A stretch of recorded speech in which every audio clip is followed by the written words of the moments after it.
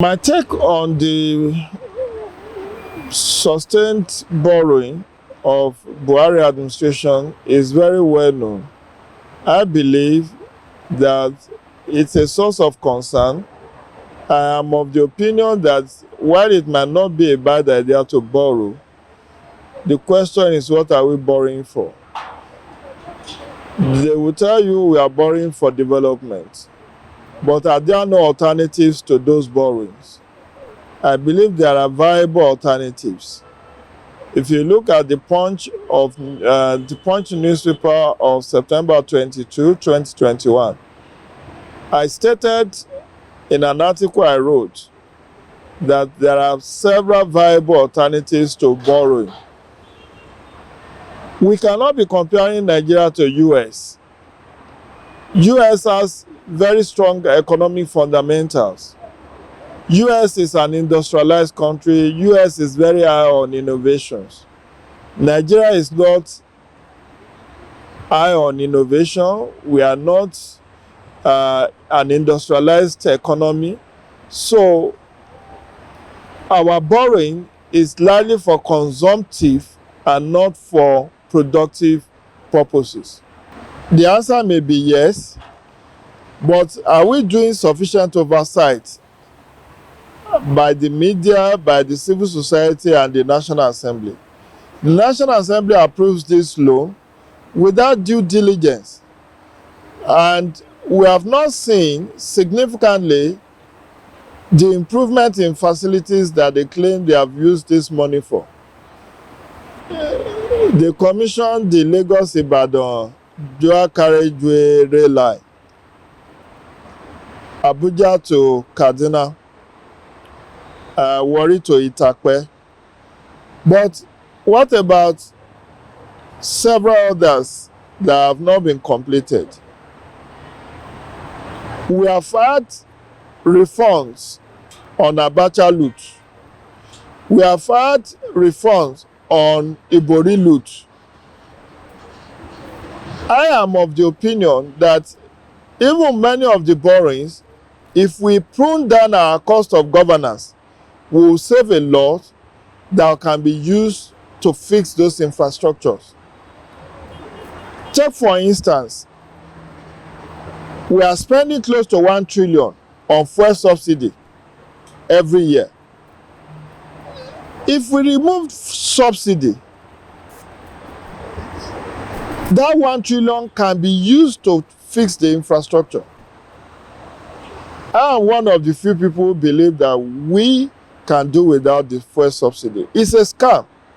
It has only reached very few individuals. Then, I have also proposed that part of what we could do is there are over 20,000 or perhaps 30,000 uncompleted projects across the country. Does Buhari think he will have sufficient resources to complete all of them? Are they actually national priorities? If there is proper evaluation of all these uncompleted projects, and we discover that many of them are no longer our national priorities and that they are white elephants, we can auction them off.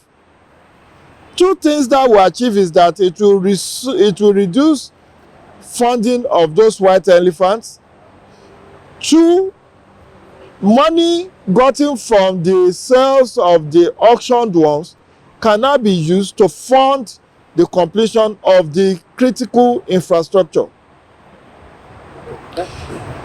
Those are my own take that we can do rather than resort, because our borrowing, while they may say our GDP to our borrowing to GDP is still tolerable, is comfortable, like you said that the Kebbi State governor told you. What about our revenue to GDP? We are currently spending about 90% of our revenue to service debt. In 2021 budget, our debt servicing portfolio is almost 3 trillion. This is not sustainable. Countries with that kind of huge debt portfolio should be able to widen their revenue base to the extent that even the revenues can take care of the payment of the loans we have collected. But that is not the case in the case of Nigeria. So that's where I have reservations, that there are alternatives. Let's reduce the cost of governance. We have seen Oronsaye report on merger and acquisition of MDAs. The president gave marching order to the head of service and the minister of and the secretary to the federal government last year. What has happened since April last year, over 1 year ago? Do we need this huge, humongous bureaucracy to run this government? I've said on different fora, including the article I referenced on September 22, 2021, which was last Wednesday, that we don't need the 43-member cabinet of the president. We don't need 43 ministers to run this government.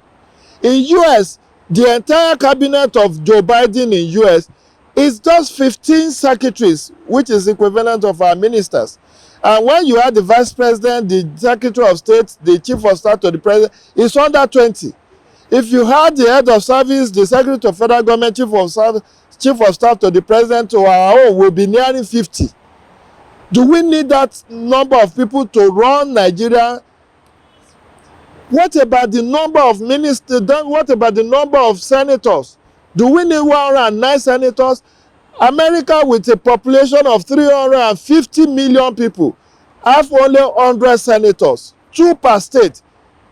Whether you whether you are as big as Texas, California, or you are as small as Vermont and Alaska, we don't need 3 ministers. We don't need 3 senators per state. We don't need the number of House of Reps members. We can reduce them by 1/3 and reduce the number of state assembly members also by that proportion.